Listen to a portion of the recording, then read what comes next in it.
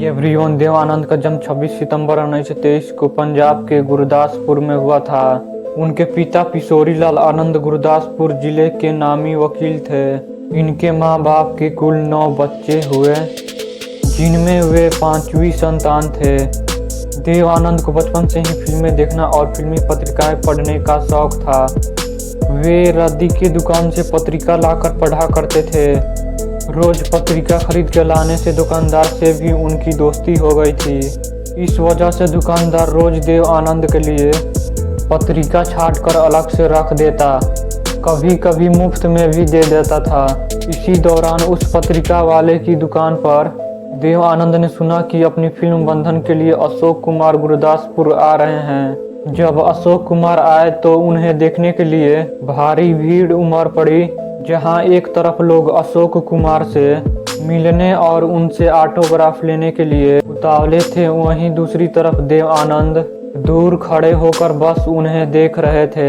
देव आनंद के कॉलेज के अधिकतर छात्र आगे की पढ़ाई के लिए इंग्लैंड जा रहे थे। उनका भी मन विदेश जाकर पढ़ाई करने का था, लेकिन घर की खराब हालत ठीक नहीं थी, इसलिए उनके पिताजी विदेश पढ़ाई के लिए नहीं भेज सके, क्योंकि उनके ऊपर और बच्चों की भी जिम्मेदारी थी। उसी दौरान देव आनंद को इंडियन नेवी नौकरी से भी निकाल दिया गया। इस बात से वो पूरी तरह टूट गए थे।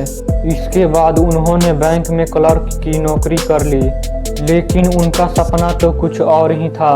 उन्होंने मुंबई जाने का मन बना लिया। जेब में 30 रुपए और आंखों में एक्टर बनने का सपना लेकर देव आनंद सपनों की नगरी मुंबई आ गए। भरी दोपहरी फिल्म स्टूडियो के चक्कर लगाने में बीत जाया करते थे। समय गुजर रहा था, लेकिन काम मिलने की कोई उम्मीद नहीं दिख रही थी, जिसकी वजह से देव आनंद खुद की नाकामयाबी से हताश हो रहे थे। इसी जदोजहद के दौरान उनके 30 रुपए भी खर्च हो गए थे। भूख लगी और जब खाने के लिए जेब में हाथ डाला तो एक भी रुपए नहीं मिले। भूख और काम की इसी लालसा में उन्होंने स्टाम्प कलेक्शंस के एल्बम को बेच दिया, जो उन्होंने वर्षों से इकट्ठा किया था। इस एल्बम से उन्हें 30 रुपए मिले थे, जिससे उन्होंने मुंबई में कुछ और दिनों तक गुजारा किया। देव आनंद ने काम के सिलसिले में कई लोगों के दरवाजे खटखटाए, लेकिन निराश ही हाथ लगी। सपनों की नगरी में खुद के सपनों से दूर जाता देख उन्होंने 85 रुपए मासिक वेतन के साथ एक जगह क्लर्क की नौकरी कर ली। कुछ टाइम बाद नौकरी रास नहीं आई तो उसे भी छोड़ दिया। वजह ये थी कि उनका हाथ गणित में तंग था। इसके बाद उन्होंने ब्रिटिश आर्मी के चेकिंग ऑफिस में उन्होंने काम किया। वहां उनका काम सेना के अधिकारियों को लिखे लेटर्स को पोस्ट करने से पहले पढ़ना था। ब्रिटिश सरकार ने अपने अधिकारियों के खाते को भी चेक करती थी, ताकि कोई गोपनीय सूचना बाहर ना जा सके। हालांकि ज़्यादातर चिट्ठियाँ वो ही होती थी जो सेना के जवान अपनी पत्नी को लिखा करते थे। इस काम में उनका मन लग गया था, क्योंकि उन खतों को पढ़ना उन्हें बहुत ही अच्छा लगता था। चेक ऑफिस में काम करने के लिए देव आनंद को 165 रुपये मिले थे, जो कि उनकी सभी ज़रूरतों के लिए ज़्यादा ही थे। लेकिन धीरे धीरे उनको लग रहा था वो अपने सपनों से पीछे जा रहे हैं। देव आनंद तो बनना तो चाहते थे फिल्म स्टार, लेकिन एक सरकारी बाबू बनकर रह गए थे। वे उस नौकरी को छोड़कर आगे बढ़ना चाहते थे, लेकिन कोई रास्ता दिखाई नहीं दे रहा था। इसी उलझन के दौरान उनके हाथ एक ऑफिसर का लिखा खत लगा, जिसमें देव आनंद को आगे बढ़ने का रास्ता दिखाया। उस खत में ऑफिसर ने अपने पत्नी को लिखा था, काश मैं अभी ये नौकरी छोड़ सकता तो सीधे तुम्हारे पास आता। और इस खत की एक लाइन, काश मैं अभी ये नौकरी छोड़ सकता, देव आनंद को नए हौसले और नई ऊर्जा से भर दिया और उन्होंने ये नौकरी छोड़ दी और निकल पड़े अपने सपनों को पूरा करने के लिए। आराम की नौकरी छोड़कर एक बार वो अपने फिल्म स्टार बनने की सपनों को पूरा करने के राह पर चल दिए। उसी दौरान लोकल ट्रेन में एक मुसाफिर ने बताया कि प्रभात फिल्म कंपनी अपनी आने वाली फिल्म के लिए एक सुंदर नौजवान तलाश कर रही है।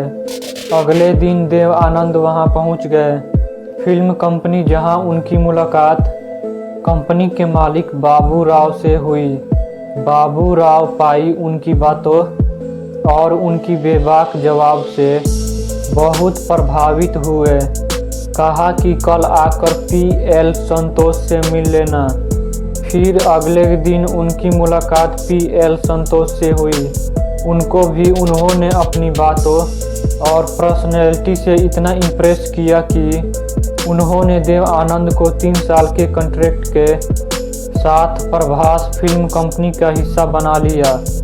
इस बैनर तले उनकी पहली फिल्म थी हम एक हैं, लेकिन यह फिल्म कुछ खास कमाल दिखा नहीं पाई थी। हालांकि यहीं से उनका फिल्मी सफ़र शुरू हो गया था। उन्हें इस दौरान कई और फिल्मों के ऑफर भी मिलने लगे। इसके बाद देश के विभाजन के उथल पुथल के दौरान ही देव आनंद का प्रभात कंपनी के साथ कॉन्ट्रैक्ट भी खत्म हो गया। हालांकि उनका ये संघर्ष लंबा नहीं चला और फिल्म जिद में काम मिल गया। ये वही थी जिसमें उन्हें बतौर एक्टर फिल्म इंडस्ट्री में स्थापित किया था। 1948 की विधा में देव आनंद को उस दौर की एक्ट्रेस सिंगर सुरैया के साथ काम करने का मौका मिला। उन दिनों सुरैया कामयाबी के शिखर पर थी और देव आनंद इंडस्ट्री में नए थे। इसी फिल्म के शूटिंग के पहले दिन दोनों की मुलाकात हुई। सुरैया को फिल्म डायरेक्टर ने देव आनंद से मिलवाया और कहा कि ये हमारी फिल्म का नया हीरो है, कोई और आगे की जानकारी देता। उससे पहले देव आनंद ने खुद का परिचय दे दिया। देव आनंद, यहाँ सभी लोग मुझे देव कहकर पुकारते हैं, आप क्या कहेंगी सुरैया? देव आनंद एकटक सुरैया को देख रहे थे। सुरैया ने बोला, तुम क्या देख रहे हो? देव आनंद, आप में कुछ है। सुरैया ने बोला, मुझ में क्या है? देव आनंद, बाद में बताऊंगा। इस छोटी सी बातचीत के बाद दोनों ही फिल्म की शूटिंग में बिजी हो गए।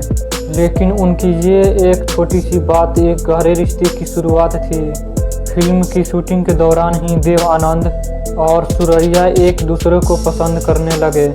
सेट पर दोनों को एक दूसरे की तलाश रहती थी। दोनों ने एक दूसरे का नाम भी रख दिया था।